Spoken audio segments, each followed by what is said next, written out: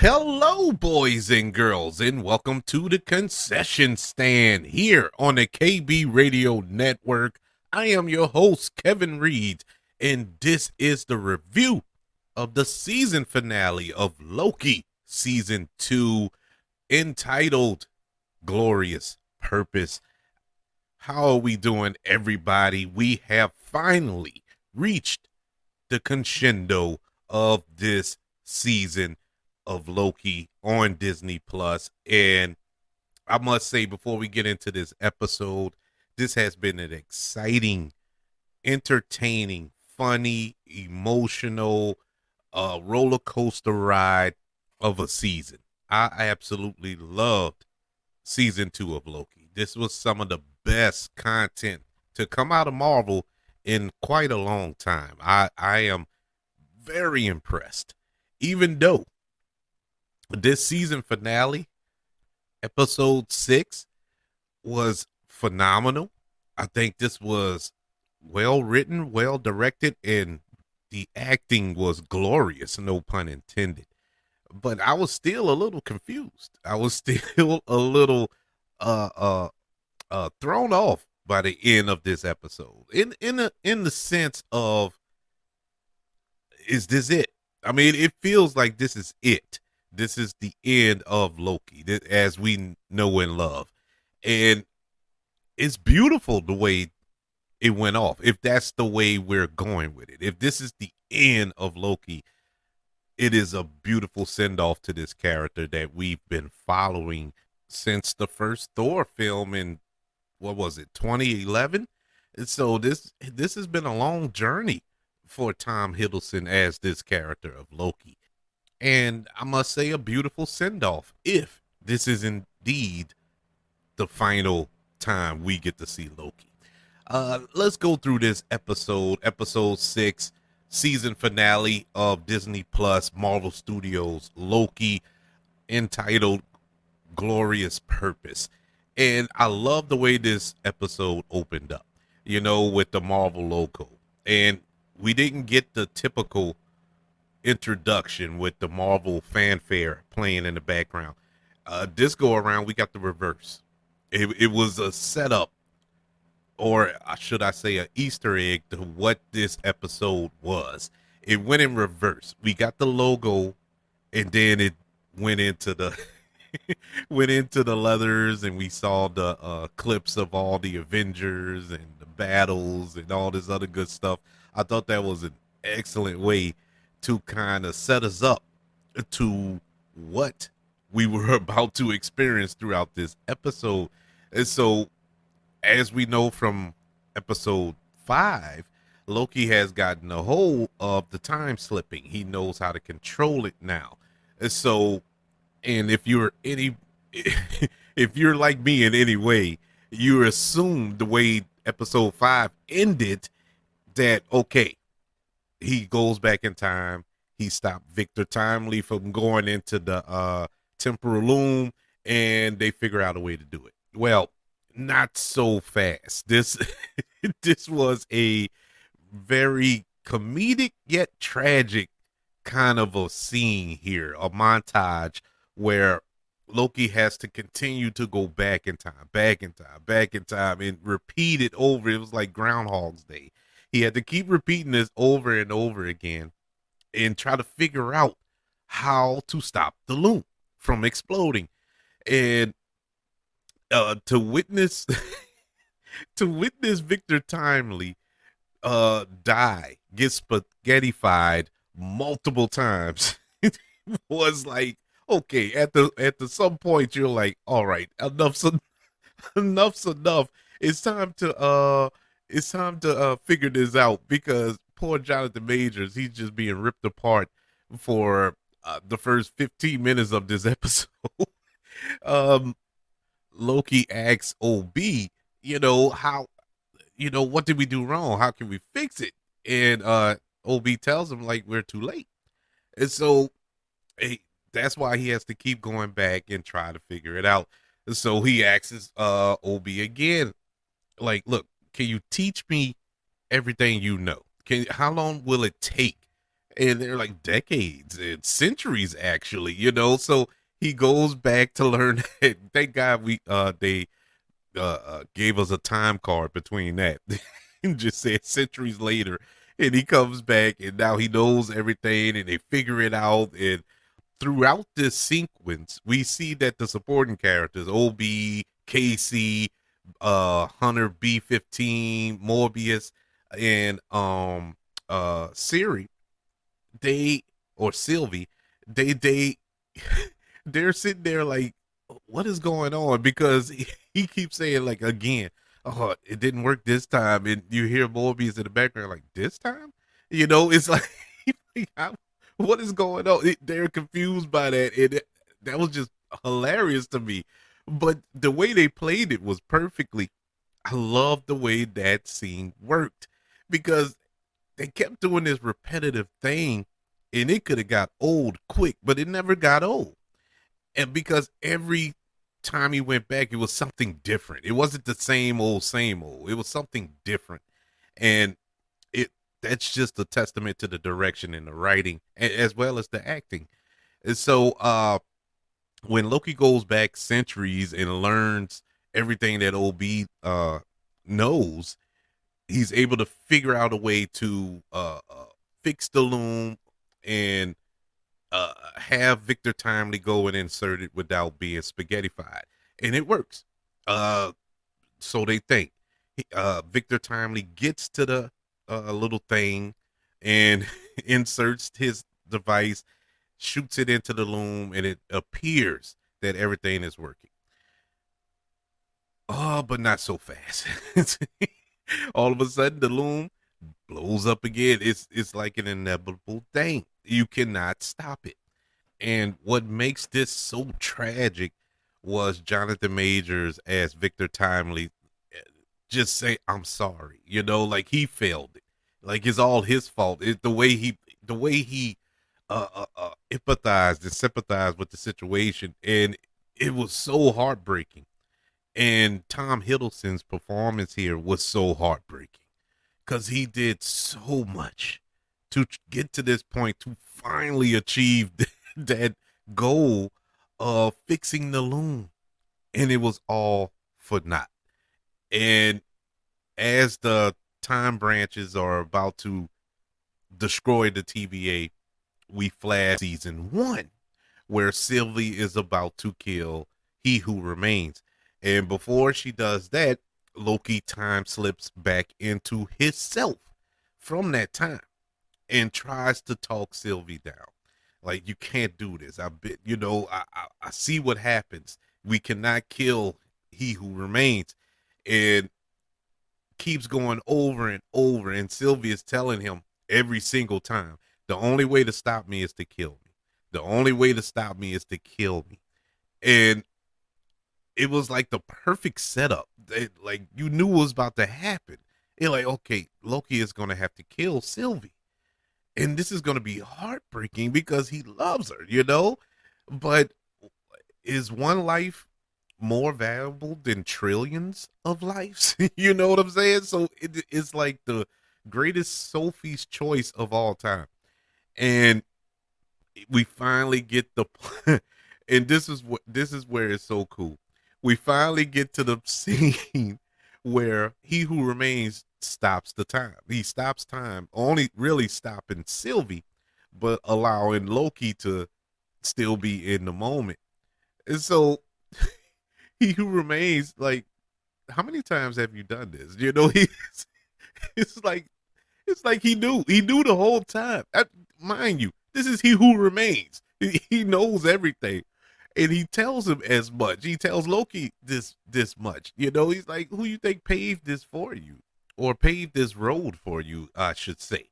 And they have this discussion, and He Who Remains kind of just brushes him off, and Loki, he stops time. He's able to pause time, and he was like, "How?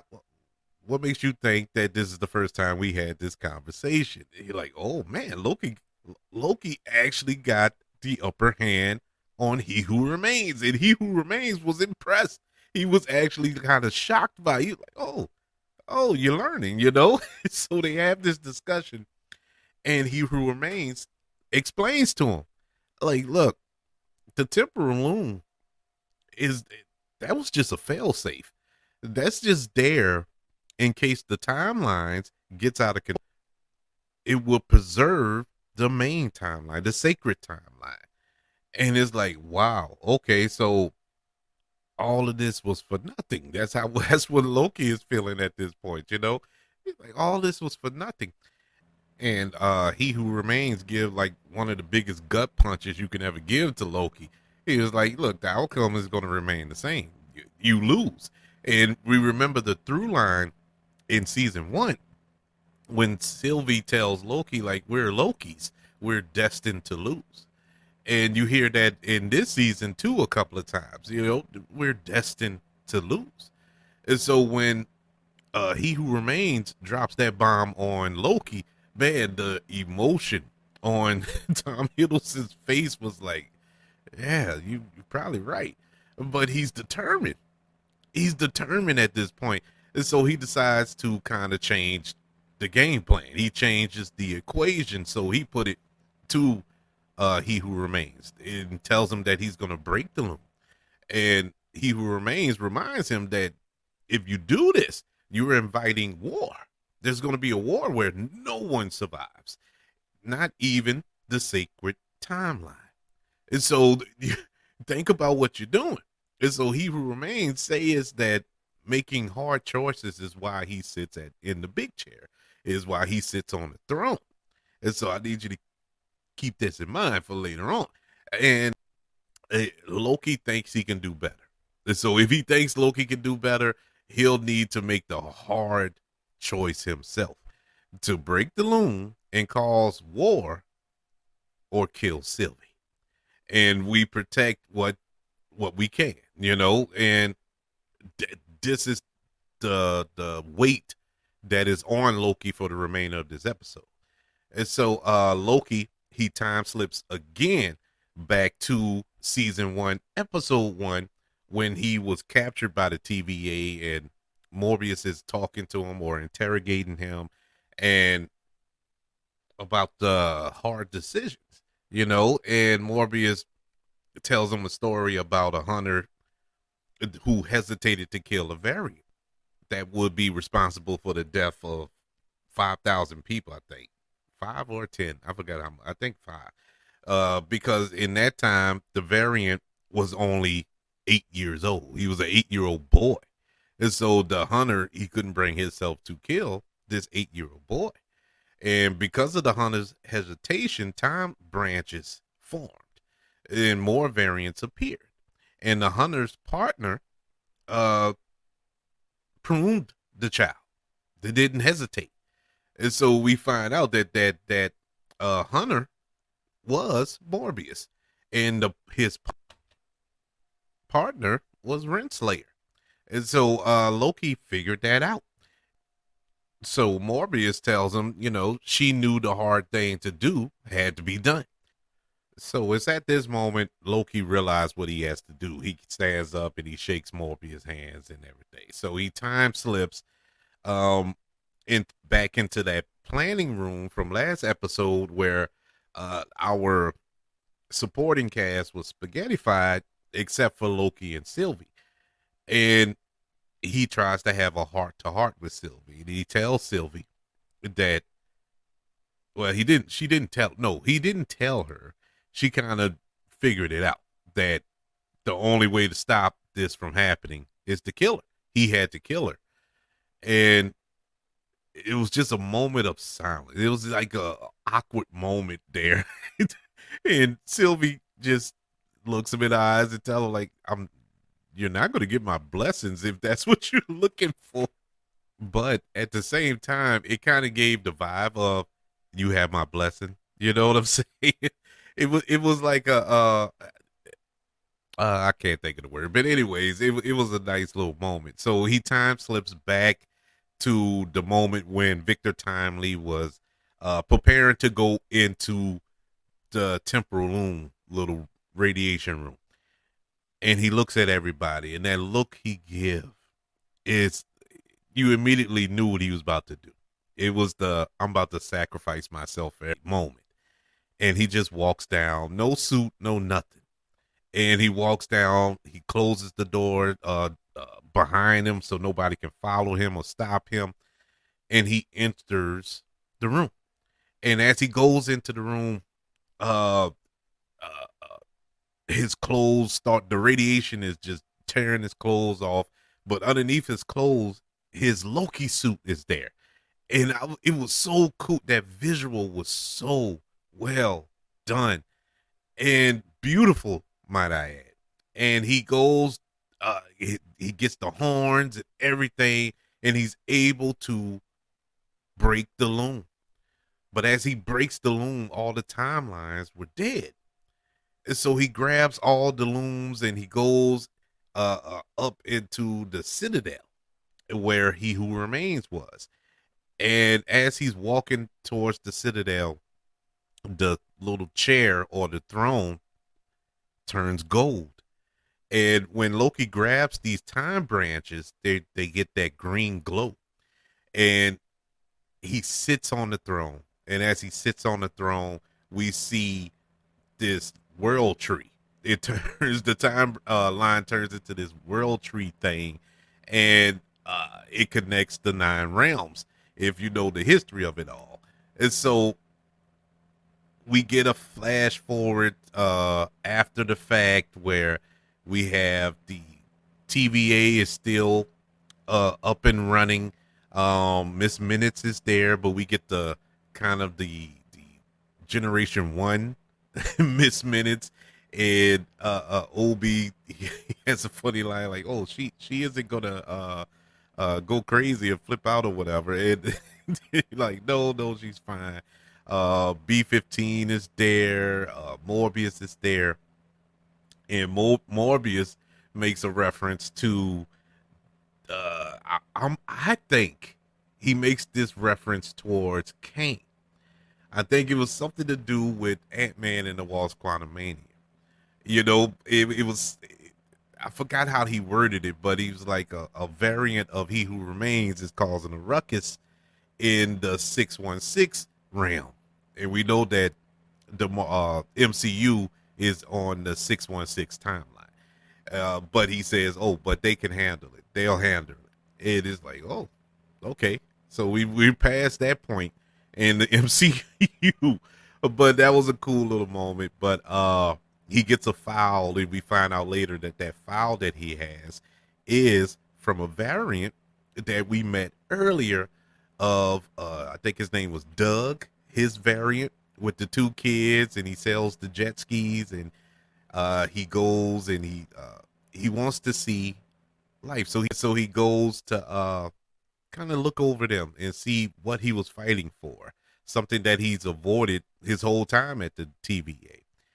And that was a beautiful moment. Sylvie comes and talks to him like, okay, what we gonna do? And uh he's like, I'm just gonna stay here. I'm gonna stay here for a few minutes and let time pass by, something he's never done before. And we get another scene with OB. He opens up this box, and there's the revised version of the handbook, the TVA handbook, a different color and all. And so, is this the handbook that Loki wrote? Interesting, huh? We also get a scene where we see where Renslayer ends up. She's in the uh, what do you call that? The void. And when she wakes up from the void, we see that on the ground, we see a piece of the floor from the TVA, which is really interesting. And going back to Morbius, he stands down the street from his home, uh, regarding himself with his, looking at himself with the 2 sons, and Sylvie, like I said, walks up behind him and it asks him, it's weird. It's weird that Loki is not here, is it? And Morbius, he just nods, and Sylvie walks off. And at that moment, we cut to the World Tree, and we see this regal kind of omnipresence, Loki sitting on the throne at the center, uh, and also heartbreaking at the same time. Even though he doesn't quite give a smirk, but it's like I said, a regal. He looked like a king, and with the horns crown that he had, it actually looked like a crown. He's the king, and that was his glorious purpose. That's something that he has been trying to achieve since 2011 in the first Thor film, and he finally gets it. But and it's heartbreaking, yet he got what he wants. He's the king.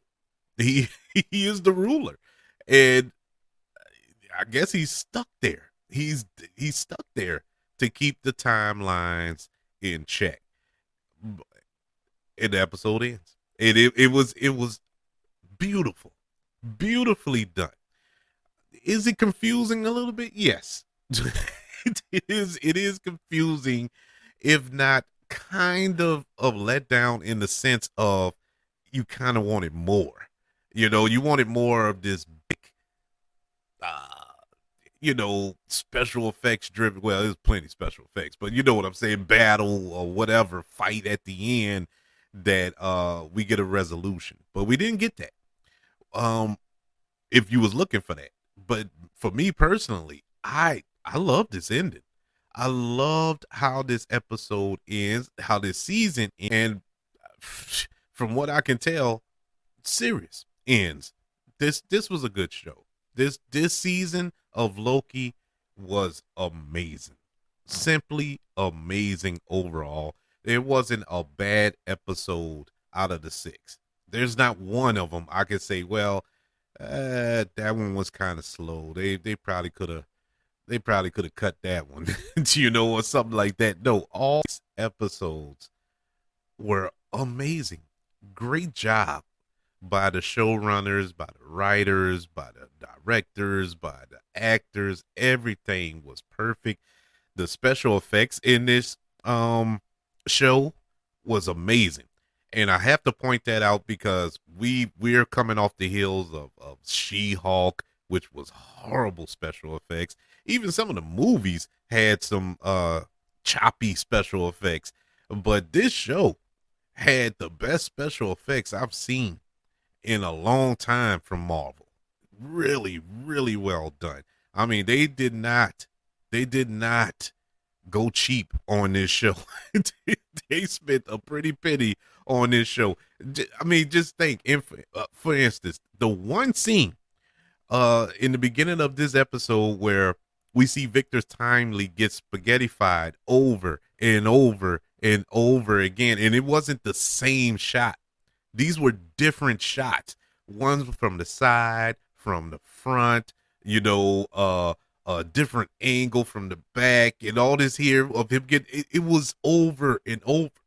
They spent a lot of money on this.